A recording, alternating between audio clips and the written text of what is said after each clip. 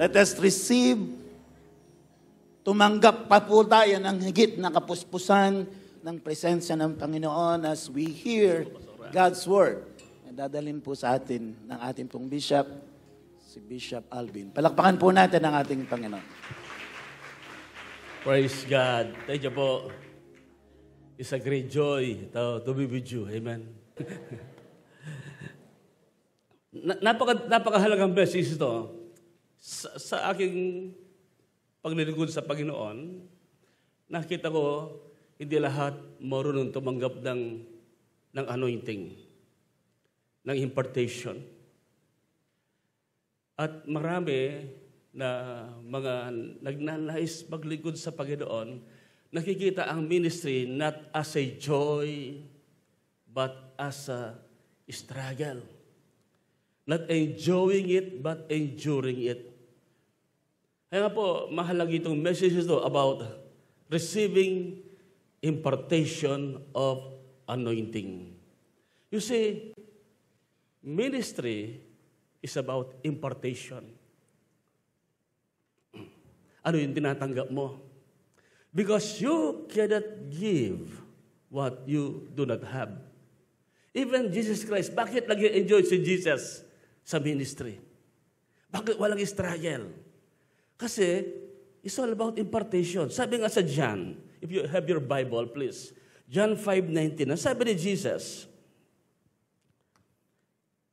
very, very truly, I tell you, the Son can do nothing by Himself. In other words, the Son, Jesus Christ, will struggle, will be limited. Wala siyang magagawa sa kanyang sarili. And many Christians are trying to serve God by their own strength,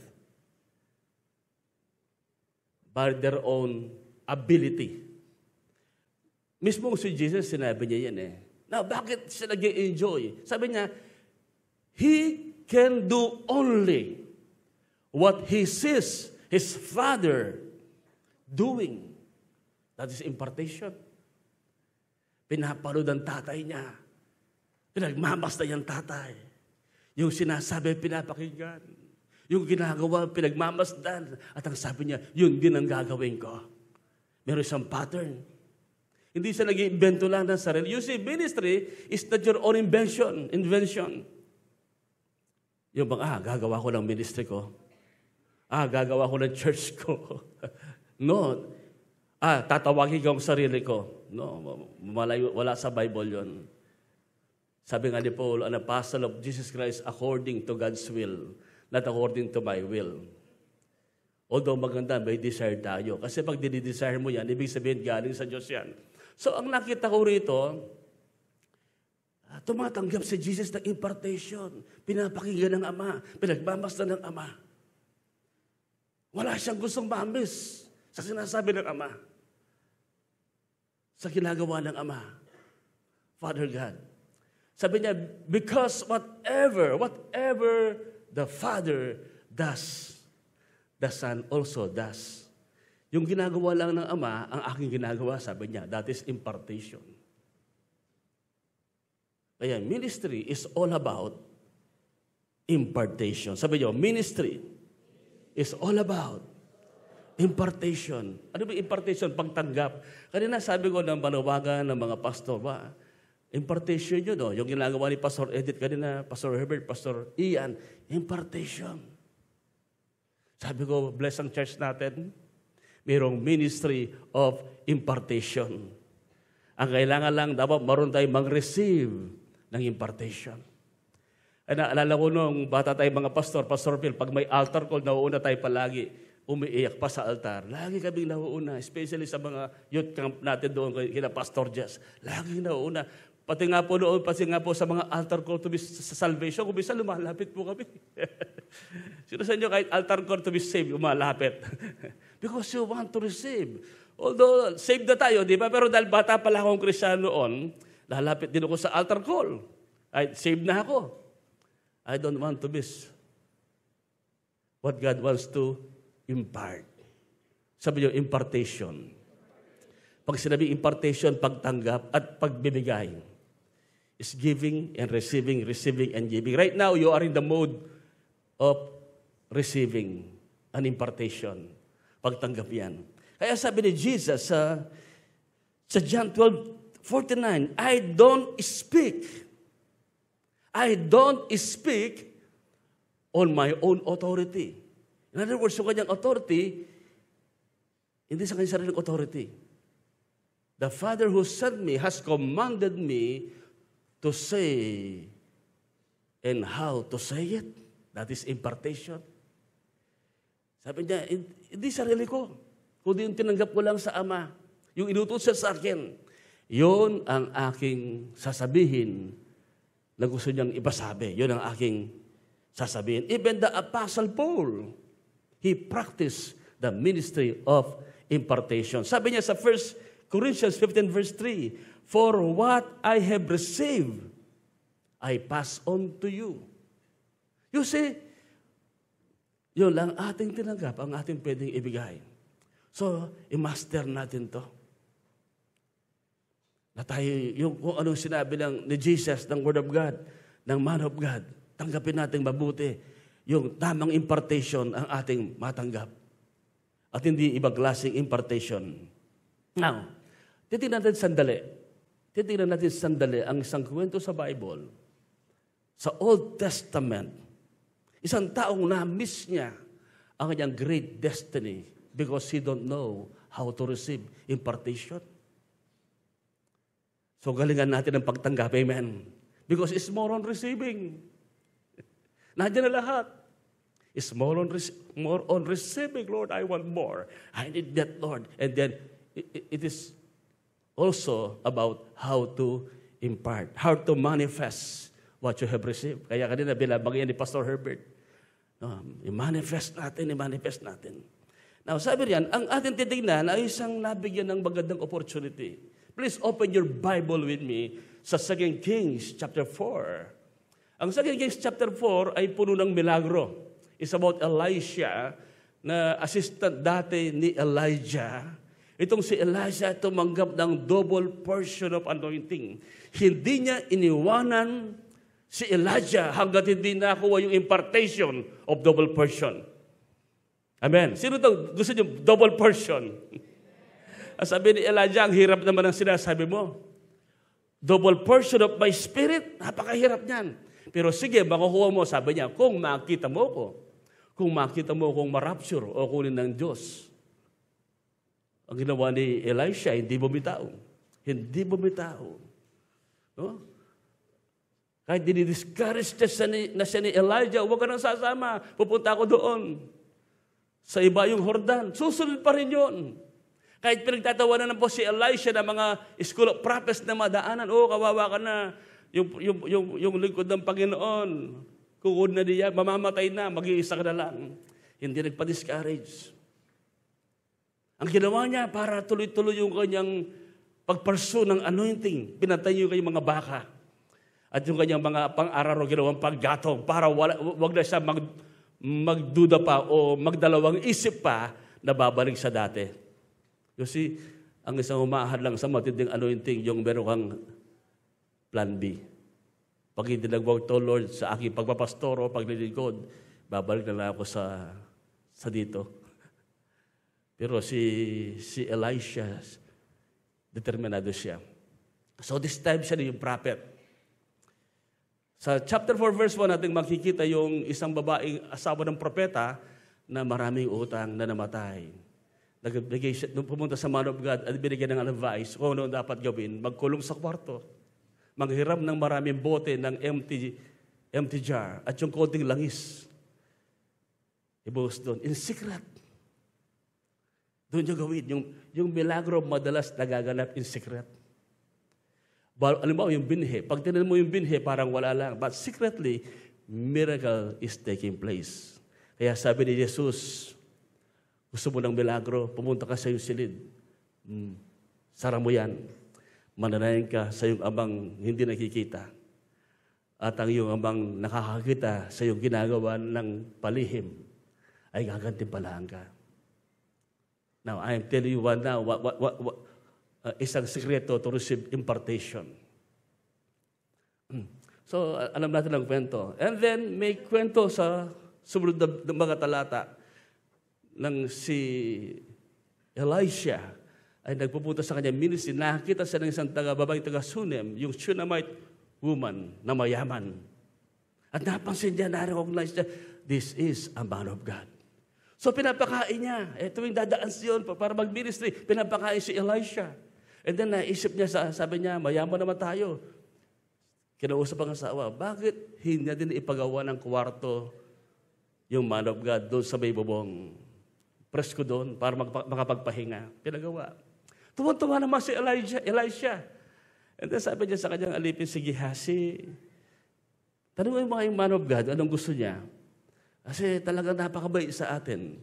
Baka gusto niya makausap yung hari o yung general. So tinanong, huwag daw po tayong mag-alala. So yung kanyang paglilingkod without string attached, yung Shunammite woman, wala siyang hidden motive. Gusto lang niya i-bless yung man of God. Because he was so blessed. Lahat tayo ganoon. Amen po ba? Pag tayo nagbigay, walang kapalit. Amen? Pagmamahal lang sa Diyos. Pero, tinanong niya si Gehazi, ano bang palagi mo nung kailangan niya? Sabi ni Gehazi, matanda na po siya. Yung babae, wala silang anak. Ganun ba? Sabi niya. Pinatawag. And then, nag-prophesy. Next month, next year, sabi niya, magkakaanak ka. Man of God, sabi niya, wag naman po yung paasahin ng ganyan. Lingkod kayo ng Diyos, sabi niya. At totoo, nagkaanak po. At isang araw, nang malaki na yung bata, sumama sa tatay sa bukid. At biglang sumakit yung ulo ng bata. Nung tanghali. And then, sabi ng tatay, sa kanyang utusan, bigay mo sa nanay, dalhin mo sa nanay yung bata. At kinalong ng Shunammite woman ng bata. Hanggang mamatay. Nang mamatay, pinadala sa kwarto. Sabi niya, nagmadali siya. Saan ka pupunta? Sabi ng asawa niya, nagmamadali ka, hindi naman pista ngayon o sabat. Siguro hindi pa alam ng asawa na patay yung bata. Akala simpleng sakilan ng yung Shunammite woman, alam niya ang kanyang gagawin. Ang haba na aking kwento, introduction, parang binasa natin ang buong chapter. So itong nangyari, nagpunta sa man of God. At yan, nandiyan na tayo niyan. Naglakbay sila papunta sa bundok ng Carmel na kinaroroonan ni Eliseo. Nasa daan pa lamang, natanaw na sila ni Eliseo. Sinabi ito kay Gehazi, dumarating ang Sunamita. Salubugin mo, kumustahin mo siya, ang kanyang asawa, ang kanyang mga anak.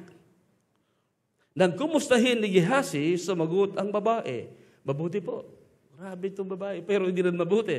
Parang kumisa may mga pastor, kumusta po kayo? Mabuti po, pero may sakit yan. May problema yan. Alam po, that's the language of faith. Words of faith. Hindi agad siya nagwawala. Rataranta. Ang word niya, mabuti pa. Pero yung asawa, hindi tinarantay eh. Hindi nagpanik. Saan ka pupunta? Sabi niya. Walang kamalay-mali yung asawa, patay na yung anak. May mga bagay, yung sakit, huwag niyong i-confess. Amen? Huwag niyong angkinin. Kumusta ka? Ito, may cancer ako. Ganun ba? Oo, may cancer. Saan? Dito yun. Ina-approach ko nga. Kaya pala hindi yung maalis. You care for your cancer. Alagang-alaga. Talagang may miss ka niyan. No, pero parang kontra, parang contradicting ang sinasabi ko. Sa totoo naman talaga, minsan may cancer tayo, di ba? Pero wag mong i-possess, wag mong angkinin. Amen? Kumusta ka? Ito, may dinadaanan. Pampaganda ng testimony. Amen? Ano yun? Basta may dinadaanan ako, pagpaganda ng testimony. Sabi ng doktor, ganito yun. Ganun ba? Pampaganda ng testimony. Paano kung gamatay mo yan? Di mas magandang testimony. Pupuntahan ko ng langit. Amen? Wala tayong talo, palaging panalo kay Kristo. Amen? Hallelujah! Kung minsan mahirap Pero pag ang puso mo, yung mapagparandam ka, kumusta ka? Nirugo, mga lulu, magkasakit, dahil problema. Kung minsan, maganyan yung magkamag-anak. Pag nakita, kumusta kayo? Kumusta ka, pinsan? Alam mo, pinsan, si pare mo walang trabaho, si pinsan mo, ganyan. Yung mga bata, hirap na hirap. Ako nga may mga sakit Ganun ba? Alam mo, mare, ako rin. Ay, alam mo lang, ang dami kong utang, ang dami kong problema. Ay, hindi nga ako makatulog sa gabi, sa akin nararamdaman sa katawan ko. So, nagpagalingan sila kung sino ang mas kawawa. Nung dinuragoy, mas makalunos at mas nakalpan ang damang kakatawan. Bala mo, parang pinagmamalaki yun. Kumusta? Mabuti po. Why? Because if you have faith, all is well. Laging mabuti. Pinapaganda lang ni Yahweh ang iyong testimony. Kaya ba natin yon nasabihin ngayon na ikaw, yung katabi mo may utang, tanungin mo nga, ano sasabihin niya sa iyo? Kumusta? Oh, pahiram naman ng pera. Mabuti, amen? Sabihin nyo sa tamang tao ang iyong problema. Itichismis lang kayo pag sinabi nyo sa mga maling tao. O kaya, kaawaan lang pero walang gagawin.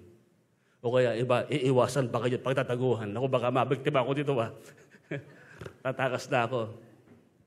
Dalhin nyo sa tamang tao ang iyong problema. Hindi ba sinabi ng asawa, ng babaeng ito sa kanyang asawang problema? Nang tanongin siya, naghihasi. Sinabi lang, mabuti po. Pero alam ng man of God, ang prophet, may problema, may dinadaanan. Kaya sabi ng verse 27, paglapit niya kay Eliseo, nagpatira pa ang babae at hinawakan ang mga paa ni Eliseo. Wala mang sinabi. Hinawakan ang mga paa ni Eliseo. Itutulak sanang palayo ni Gehazi ang babae. Ngunit sinabi ni Eliseo, pabayaan mo siya. Kasi ito yung problema kay Gehazi, wala siyang discernment. Pabayaan mo siya.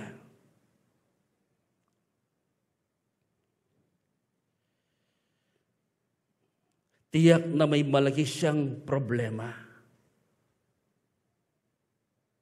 Pero hindi binibigkas. May mga sinasabing problema, may mga hindi sinasabi. May mga Facebook, yung problema, huwag niyo yung Facebook. Amen? Baka akala nagpaparinig lang kayo. Ay, bato-bato sa langit, ang damaan may bukol. Sorry po.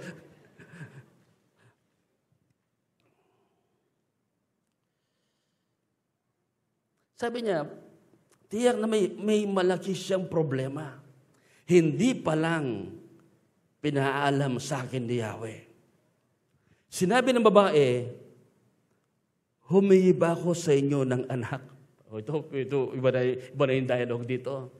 Hindi ko alam kung salitang yun parang pag-uonsensya o parang panunumbat.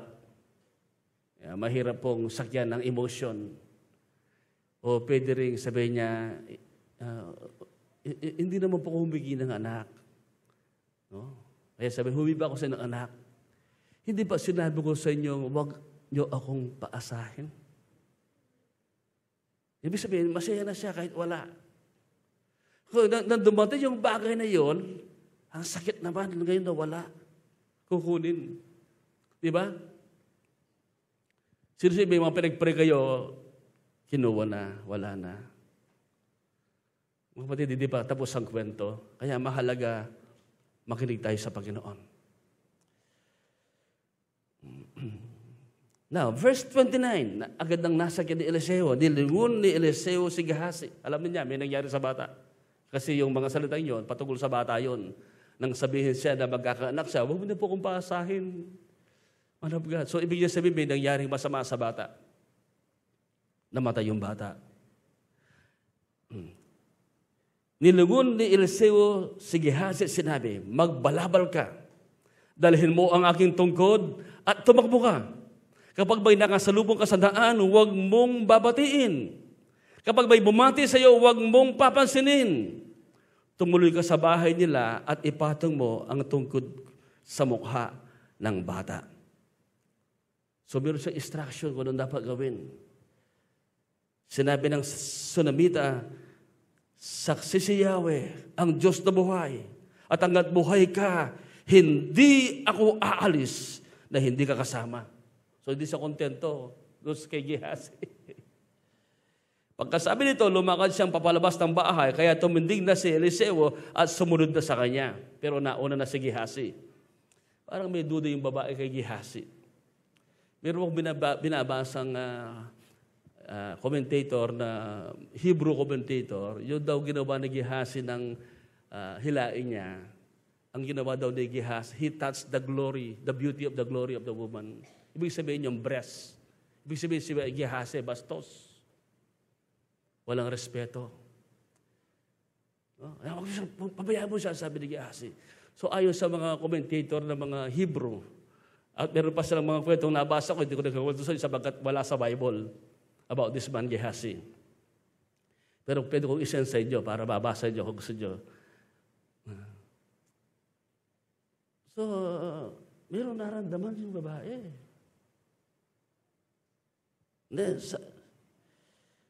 Sabi ng verse 31, samantalang na una si Gehazi sa bahay ng Sunamita at ipinatong sa bangkay ng bata ang tungkod ni Eliseo. That is the instruction. Ngunit walang palatandaang ito'y mabubuhay. Kaya bumalik siya at sinalubong si Eliseo, sinabi niya, hindi po nagising ang bata. Palagay nyo, sumunod naman yung pinapagawa, di ba? Yung instruction, ginawa lahat. Bakit hindi nabuhay? At yun din po yung tanong ko, bakit hindi nabuhay? No? Mamaya siguro may mga dahilan. Kasi kung minsan, meron sa atin na discourage. Yung sinabi ni pastor, ginagawa ko naman Yung sinabi na word, ginawa ko naman, bakit walang nangyayari? And you felt discouraged. At nagsimula kang mag-doubt at mapagod at parang ayaw mo na. At wala naman natin, hindi naman totoo, nag-a-attend naman ako dyan Meron nangyari sa amin dyan sa Magalang, sa atin sa Magalang. Maganda na kabangkin, pero wala naman milyar yung biya kuwaan Kasalanan ko pa. Kasalanan pa ng church. At ito, sabi ni Gehazi, hindi mo nabuhay yung bata. Ginawa ko yung pinagagawa nyo. Hindi nabuhay. There's something wrong. Now, gusto kong tingnan natin ang lesson na ito para tayo tumanggap ng impartation about Gehazi. Now, ating nakita that Gehazi was given an opportunity by the man of God to perform a miracle, but he failed. Ang unang lesson nakikita ko rito mga kapatid, number 1, God wants to use everyone, but not everyone are consecrated. Not everyone are carrier. Tama naman ang ginawa, sumunod naman. Pero bakit walang nangyari? Hindi siya consecrated. Wala siyang dalang presensya ng Diyos. Wala siyang dalang buhay. Hindi siya nakapag-impart. So marami, nagnanais gamitin ng Panginoon. Pero hindi sila carrier Sa halip na mabuhay ang ministry, namamatay ang ministry. Sa halip na lumago ang gawain, nasisira ang gawain. Kasi ang paggawa ng kalooban ng Panginoon, hindi na yung paggaya. Kailangan meron din tayong dalang espiritu ng Diyos. Espiritu ng buhay. Dapat consecrated tayo. Kaya hindi pagaya-gaya ang ministry. But lahat tayo, God, kabungan nito, imagine, bubuhay siya ng patay. What an opportunity. At lahat naman tayo binibigyan ng Lord ng pagkakataon, ng opportunity. But are you a carrier? Are you a carrier of God's presence? Are you consecrated? Pangalawang nakita ko rito, not everyone knows how to receive impartation. Itong si Gehazi, wala kang makikita hindi siya kagaya ni Elisha, na hindi niya bibitawan si Elijah hanggat hindi nakakatanggap ng impartation. It manifested the way he ministered. Kasi nga po, hindi nabuhay ang bata. At walang resulta ang kanyang ministry kasi wala siyang tinanggap. Tanda ito mga kapatid, ang atin lang pwedeng ibigay kung ano yung nasa atin. You cannot give what you don't have. At hindi mo pwedeng dalhin ang mga tao sa hindi mo narating. Itong si Elisha, hindi siya marunong mag-receive. And I pray lahat tayo marunong mag-receive sa mga Word of God every Sunday, every morning once. Let us learn how to receive.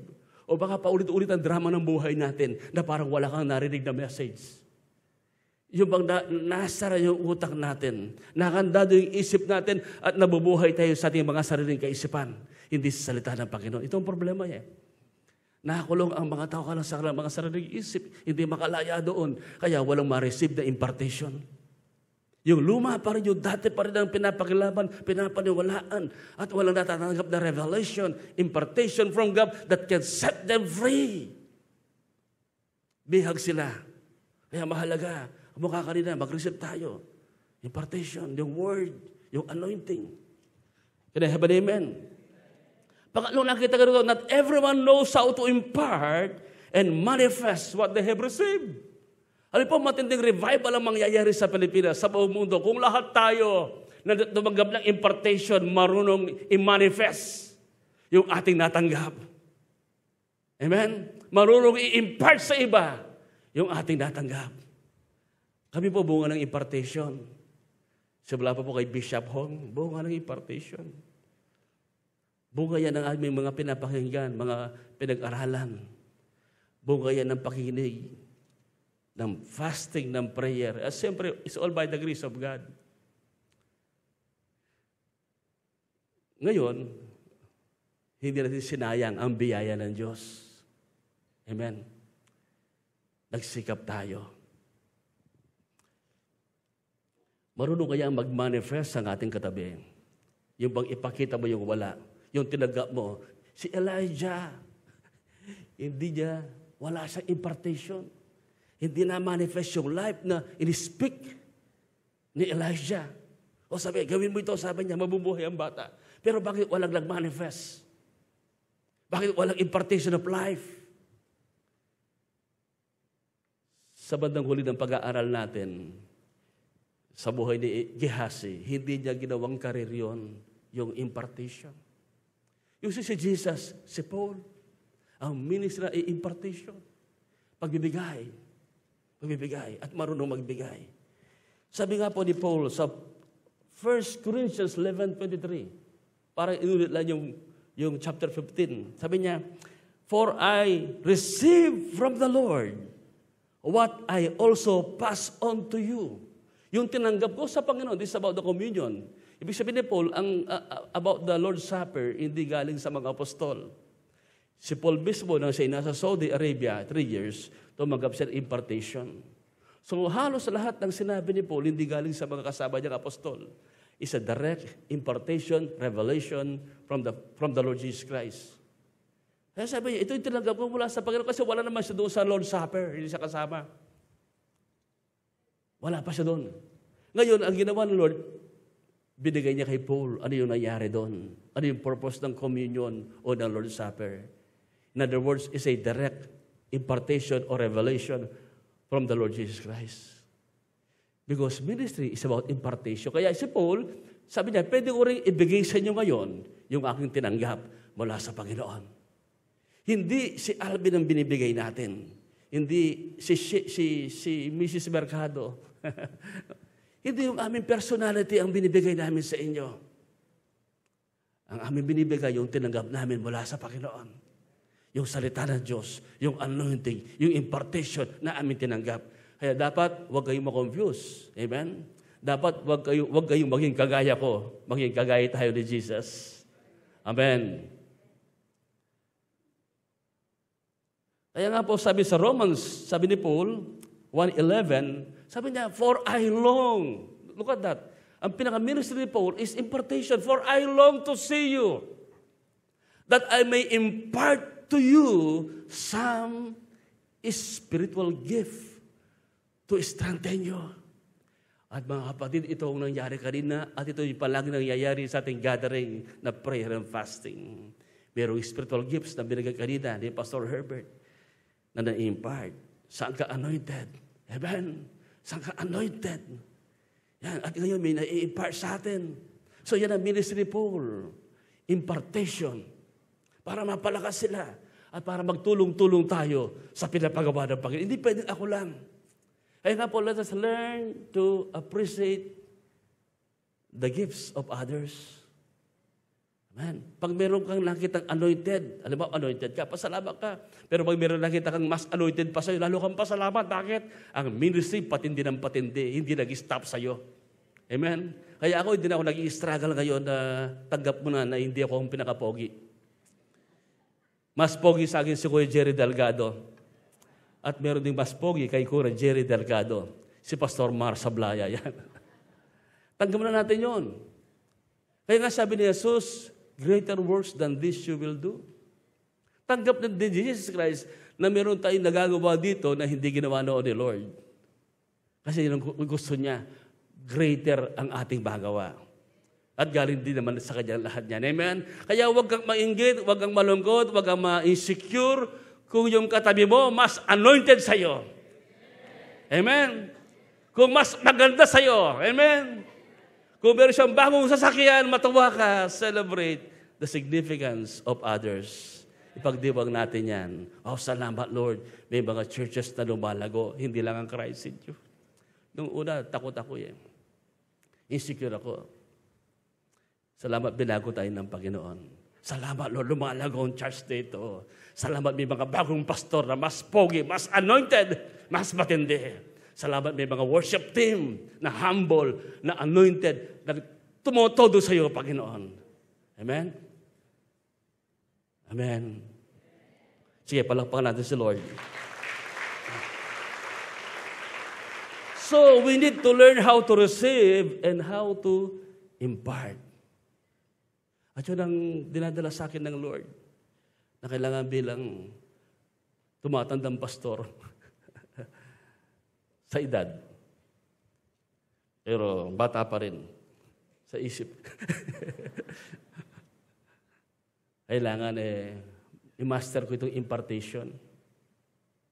At siyempre dapat meron akong impartation din na tinatanggap para meron akong ma-impart at may ma-manifest.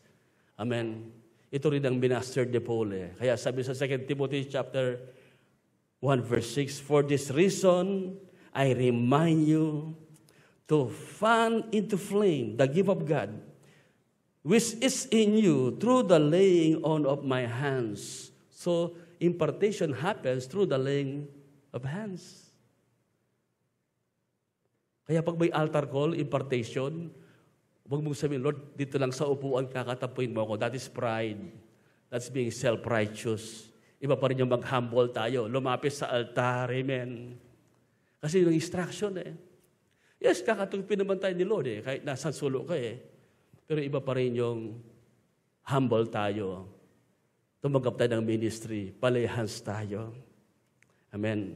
Kahit mas feeling natin at tingin natin, mas magaling tayo doon sa pastor o sa tao. Still be humble. Receive impartation. Parang si Jesus. Binabaptize si John the Baptist. Nagpabaptize. Ayaw ni John the Baptist kasi kilala niya si Jesus is the man of God. Ayaw mo mangyari ito, sabi niya, to fulfill all righteousness. At si John the Baptist, binaptize si Jesus. At nang mabaptize si Jesus, anong nangyari? Tatlong bagay. The heaven was opened. A voice from heaven was heard. And the Holy Spirit descended like a dove. Sabi ng boses, this is my beloved Son, in whom I am well pleased. Talaga namang mas anointed si Jesus Christ pero na-activate yung anointing. Nagtubagab siya ng impartation. Kinilala yung ministry, yung anointing ni John the Baptist. Sabi nga ni John the Baptist, hindi man po karapat dapat kalagan ng tali ang inyong mga panyapak. But Jesus was so humble. At ang resulta, validation. He was validated by the voice, by the Holy Spirit, by open heaven. Marami magagaling, pero walang validation. Hindi na ko-confirm ang kalang anointing, ang kalang office, because they are not humble. They don't know how to receive impartation from others na gustong gamitin ng Lord sa buhay nila. Amen. Yung nakakatuwa pag sinabi ng pastor mo, ay, ikaw magbibig, ipag-pray kita. Kanina pinag-pray ako ni Pastor Edith. Ipag-pray kita, sabi niya, matindi yung i-share. Salamat po, sabi ko. So, hindi mo sinabi, ay, nag-pray na po ako, okay lang mo. No, we need all the prayers. Amen. Especially mga lingkod ng Panginoon. Let's be humble. Don't be too proud and arrogant. Sabi nga po ni Charles Spurgeon, may kinuwento siya, meron daw pastor nang siyang umakyat sa pulpito para mag-preach. He was full of confidence. But after he preached, bumaba siya na he was full of self-pity. Sabi ni Charles Spurgeon, kung umakyat sana siya na full of humility, bababa din siya na ganoon. We cannot boast about our own strength, our own skill and talent. Kailangan natin ng Panginoon. So si Paul, ang mga apostle, si Jesus, and in the Old Testament, remember Moses? Napapagod na si Moses eh. Sabi ni Yahweh sa kanya, gather 72 elders and takes some of your spirit, sabi niya, and impart them to the 72 elders. Impartation. At yung kanyang father-in-law si Jethro, binigyan siya ng advice, impartation. Nakinig siya. Itong gawin mo, Moses, pagod ka masyado, kawawa yung mga tao. Teachable and humble si Moses. Tumanggap ng impartation at gumaan ang ministry niya. Amen? Ano yung una? Not everyone. Ano yung una natin sinabi kanina? Can be used by God because they are not a carrier, they are not consecrated. Ano yung pangalawa? Ano yung pangatlo? That everyone knows how to impart and manifest. So, i-master natin yan, ipag-pray natin. Amen? Makapag-develop tayo ng mga care group leaders, ng mga bagong leaders, mga worship team, mga counselor, mga evangelists. Amen?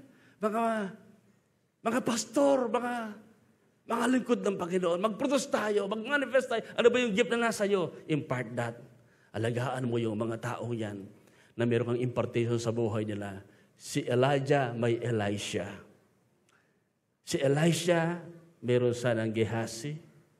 Kaya lang, nagka-problema. Paul, Timothy, Jesus, the 12. Amen? Now, pangapat, not everyone has the right heart. Na napakahalaga. Yes, God has given us a new heart, but that new heart must desire the right things. Kasi kahit bagong puso natin, marami sa atin, sumesemplang pa rin yung puso natin kuminsan, umiiba ng direksyon. Sabi ni God, I will give you a new heart. Totoo yun. Nang ma-born again tayo, tumangat tayo ng bagong puso, bagong espiritu, pero meron pa rin tayong kalooban. Kahit meron na tayong bagong puso, sometimes our heart goes wrong. Si Gehazi, his heart's desire is not the same as his master kay Gehazi, kay Elisha. We never see Gehazi long for the anointing. Hindi ng pangarap niya. Ano yung pangarap ni Gehazi? Yumaman. He's full of greediness and lust. Iba ang desire niya. Nakakatungkot. Nasa ministry ka, iba yung puso mo. Pag nakita mo yung mga magagandang young people, gusto mong lahat ligawan. That's, diba? Pag nakakita ng mayaman, iba yung naisip mo. That's not the ministry. Yung pag nakita mo yung, ito, pwede ito. No. Ituloy mo siyang kapatid. Amen. Nanay, tatay. Huwag natin nasahin ang kalang kayamanan. Akalang popularidad. Nauna ba diyang mga kapatid? Nang makita ni Gehazi, sinaaman, pera ito pera. Walte ito, datong pera. Bigla siyang na-disappoint. Nagsabi ni Naaman, hindi ko tatanggapin yung, naalala nyo? Yung kwento sa 2 Kings chapter 5, nang gumaling si Naaman, 7 times siya nagbabad sa Jordan. Sa tuwa po ni General Naaman, binibigyan siya ng 2 talents of silver and 2 sets of clothing na mamahalin. Yung talents of silver, marami po yun. Marami yun. Sabi ni Gehazi, sayang yung pera. Hindi nakikita yung purity ng gospel. Alam mo, Sinira ni Gehazi ang gospel. Doon pumasok yung prosperity gospel. At hindi lang yun, he dishonor his master. Siguro, ewan ko lang kung inisip ni Haman, nagbago yung propeta, pakipo lang pala. Gusto rin pala ng pera. Mga kapatid, binabagay ko po ito hindi para manira o maglagay ng doubt. Ito'y para sa atin. Ito'y para sa akin. Amen? Kasi pa dyan, nakahawak ka na ng pera. Diba ba? Meron nga, nahihirapang magbayad, diba? Nangungutang. Babayaran ko next month. Pag may pera na, nagdadalawang isip. Bayaran ko ba? Doon pa lang, nasusubok. Sa tithes lang. Tayo din sa church natin, hindi natin pinipilit ang tithes. Madalas yung marinig, piniplis ang tithes. Sapagkat hindi tayo ganoon. Gusto natin kusang loob. Napasin niyo ba? Hindi ba natin piniplis yung tithes dito, yung giving? No? Kasi puso yan puso. Pero kung minsan, sa tithes pa lang Lord, ang laki naman po ito. 20,000. Nagpipili kang i-bless ka ni Lord. Parang yung kwento ni Pastor Proceso Marcelo, yung isang lumapit kay Pastor Proceso na gusto magka-business. Pinag-pray, nagka-business, sumaman. Kaya lumaki yung tithes. Pinuntahan si Pastor Proceso Marcelo, Pastor, salamat po sa prayer niyo, pero may problema po. Anong problema mo? Kasi po, milyon na po ang tithes ko, nahihirapan ako, nag-struggle. Ganun ba? Sabi niya, madali lang yan. Ano po ba niya? Mag-pray tayo, maghirap ka huli. Ibig sabihin, pag nag-tithes ka ng 20,000, blessed na blessed ka. Ano gusto mong tithes? 100? Ibig sabihin, kawawa ka naman. 1,000 lang ang kinikita mo.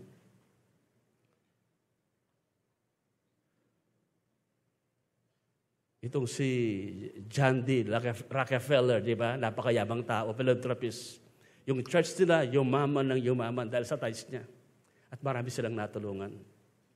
Nang mamatay po si John D. Rockefeller, tinanong yung kanyang accountant, how much John D. left? Ang sagot ng accountant, everything. Wala ka naman dadalhin, kano amang kayaman. Itong tao ito, kaya sabi sa verse 20 ng 2 Kings, chapter 5, But Gehazi, the servant of Elisha, the man of God, said to himself, My master should have not let this Aramean get away without accepting any of his gifts. Sumama ang loob niya. Pinakawalan niya, hindi tinanggap yung gift. Surely, as the Lord lives, ginamit pa si God, I will chase after him and get something from him. He chased after material things, not after the anointing. Kaya anong nangyari? Ang napunta sa kanya, hindi double portion of anointing, kundi ketong ni Naaman. At hindi lang siya nadamay, lahat ng kanyang sambahayan, hindi mawawala yung ketong sa kanyang pamilya. Salib na anointing sana. Amen. No wonder, hindi gumaling yung bata. Hindi nabuhay. Kasi delikadong pagtiwalaan ng isang matinding ministry ang isang tao na hindi tama ang puso. Paano kung sumikat na yan, tumaas na? And then, dahil sa pera, dahil sa babae, dahil sa pride, babagsak, damay tayong lahat. Kaya hindi binless ni God. Kahit in-instruct siya ni Elisha, sigurado mabubuhay ang gawin mo, pero walang nangyari. Hindi makabubuti sa ministry.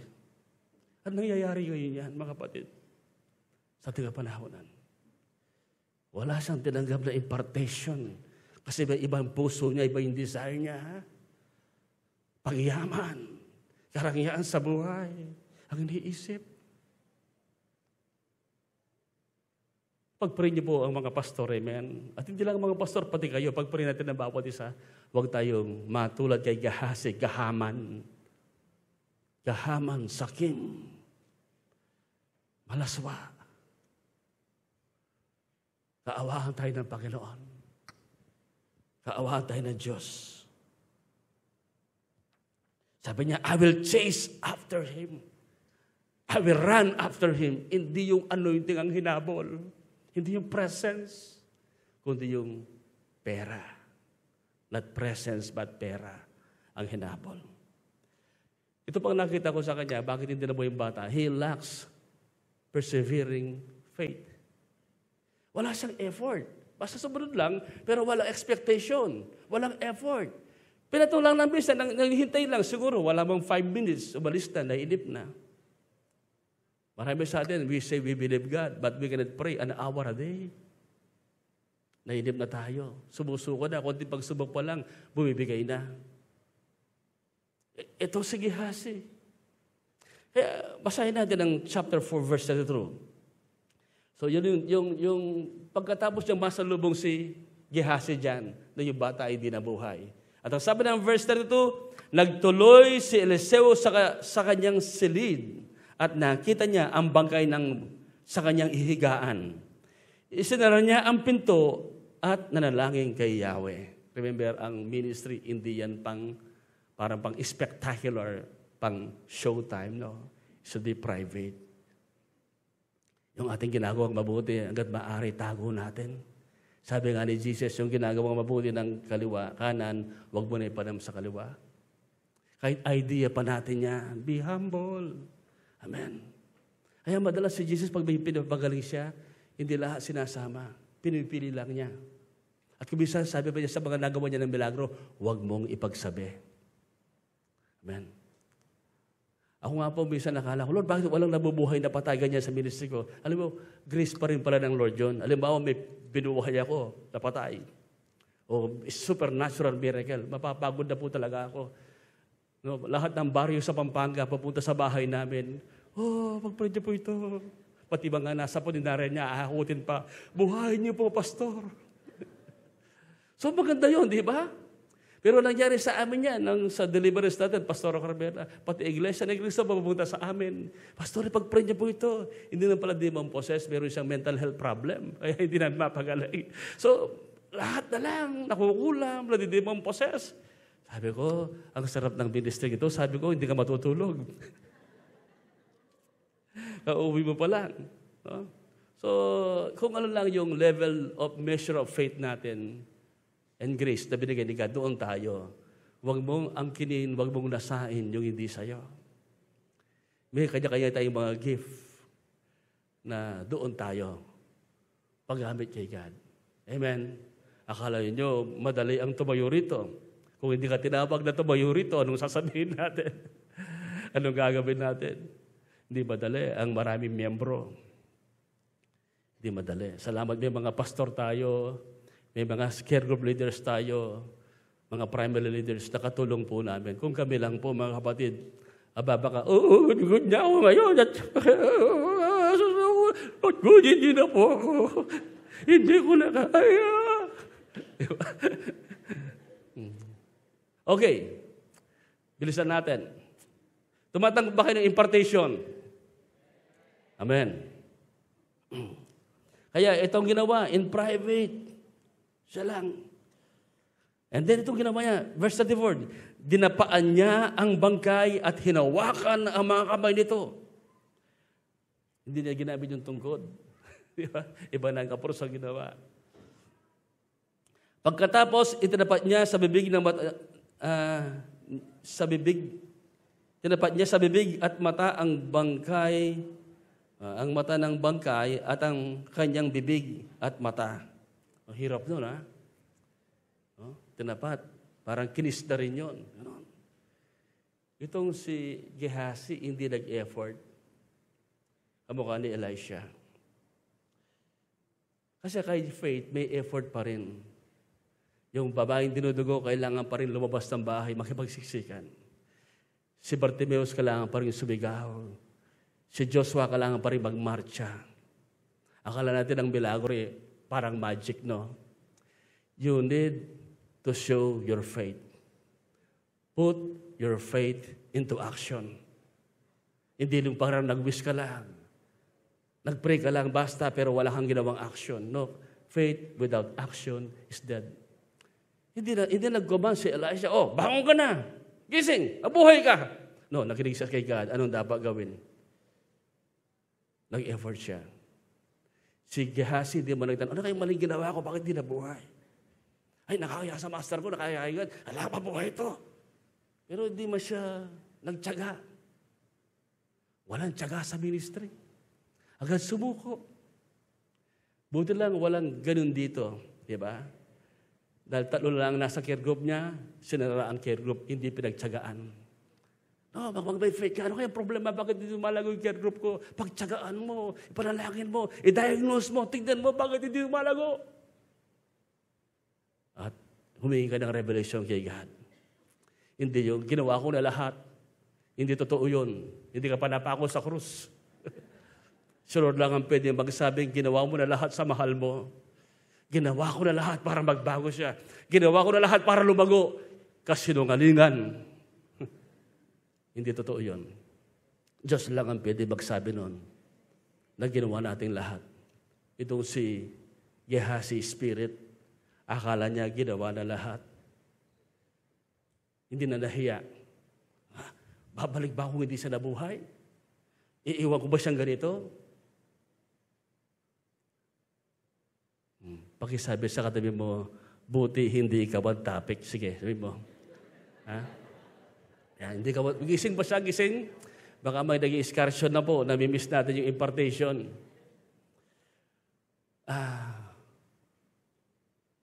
Ano nangyari?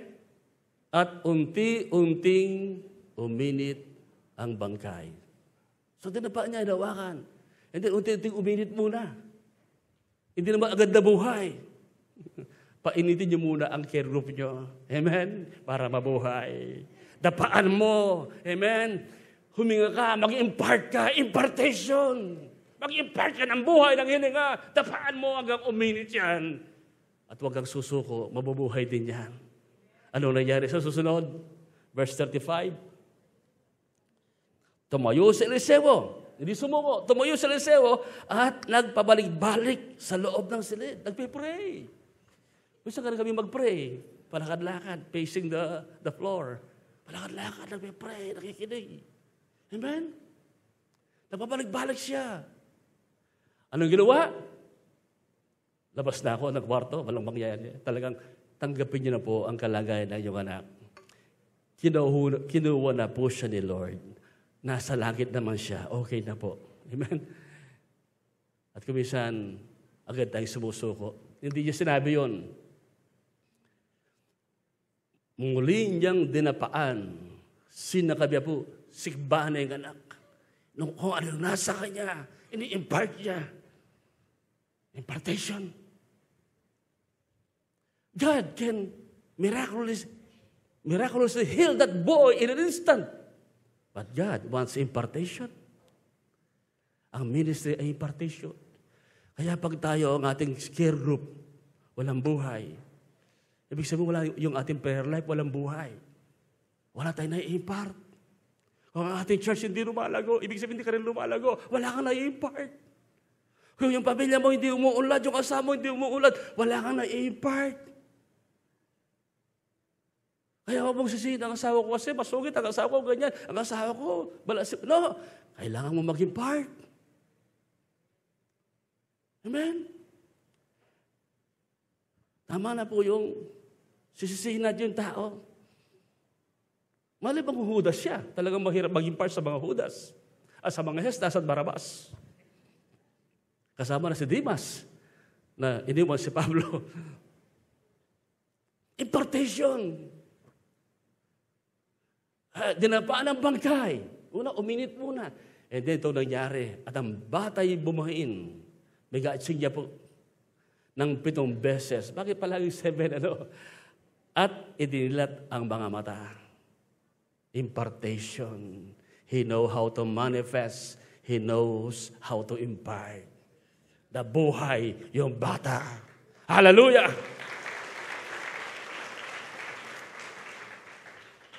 Pinatawag niya kay Gehazi ang Sunamita at nang pumasok, sinabi niya, kunin mo na ang iyong anak. Pero nag-umpisa yan kumusta ka? Mabuti po. Ayan. Pakitanong niyo ang katabi niyo, kumusta ka? Yan. Okay. Tama sa sing. Amen? Impartation. Receive impartation. Ang babae nagpatira pa sa paanan ni Eliseo, pagkatapos kinuha ang kanyang anak at dinala sa kanyang silid. Hallelujah. Now, sa aking pagtatapos, how to receive the impartation of the anointing. Number 1 is be consecrated. Pag tinawag kang magpastor, consecrate ka sa pagiging pastor. Consecrate ka sa pagiging cell group leader. Consecrated ka sa media. Hindi pwedeng haluan. Consecrated ka sa lahat ng ginagawa. Itong si Eliseo, may sideline. Hindi consecrated. Iba ang puso, iba ang iniisip. Marami. Be passionate. Wala siyang passion. He never pursue the anointing. Pero pagdating sa pera, yun. Be humble. Mahalaga yung pagiging humble. To be teachable. When you are humble, you are teachable. And if you are teachable and humble, you will never stumble. You will never fall. Sa Gehazi, miss that. Be receptive. Hindi niya pinag-aralan kung paano mag-ministry ang kanyang Panginoon, ang kanyang master. Si Elisha, napag-aralan niya si Elijah. Meron siyang experience sa Mount Carmel, di ba, ng si Elijah. Makipag-battle sa mga God of Balaam. And then, nag-pray ng ulan. And then, sabi niya sa kanyang kalipin, umagyan ang bundok si Elijah.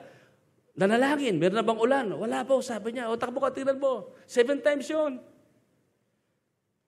Hindi siya receptive, hindi siya marunong tumanggap at makinig. Pag 5th time, meron na bang ulan? Wala pa po. Ano ka tumigil sa pang 6?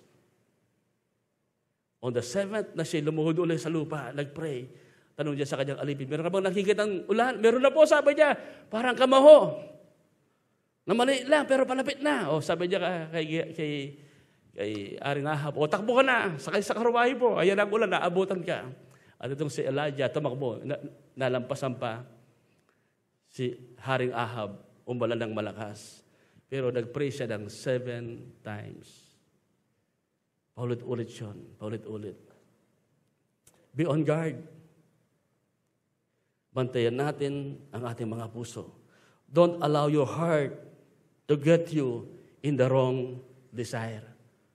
Huwag natin hayaan yung puso natin dalhin tayo sa maling pagnanasa. Ito ang nangyari kay Gehazi. Hindi yung pangarap ng kanyang Panginoon ang ginagawa. And then be in constant communion with the Holy Spirit. Be in constant communion with the Holy Spirit. And then panghuli, be a servant. Meron akong pinasang pahabol. This is importante ito Be a servant who knows how to honor the man of God. Itong Shunammite, bakit tumanggap? He knows how to honor. He knows how to recognize who is the man of God and how to honor it. Pinapakain, pinagawa ng bahay. Kahit hindi siya humihingi, binigyan siya. Nagka-problema, ang man of God pa rin. But Gehazi, hindi niya alam i-honor ang kanyang master. Pinahiya pa, sinirahan pa. Sabi niya, meron dumating pong 2 propeta, yung binibigay po niyo, nagbago po ang isip, kukunin ko raw po. Kasinungalingan. Mga kapatid, lahat tayo ay binibigyan ng Diyos ng opportunity to serve Him, to do great things for Him. Pagbutihin po natin. Be consecrated. Be passionate on your calling, on the anointing given to you. Be humble. Be receptive. Be on guard. Be in constant communion with the Holy Spirit. And be a servant who knows how to honor the man of God.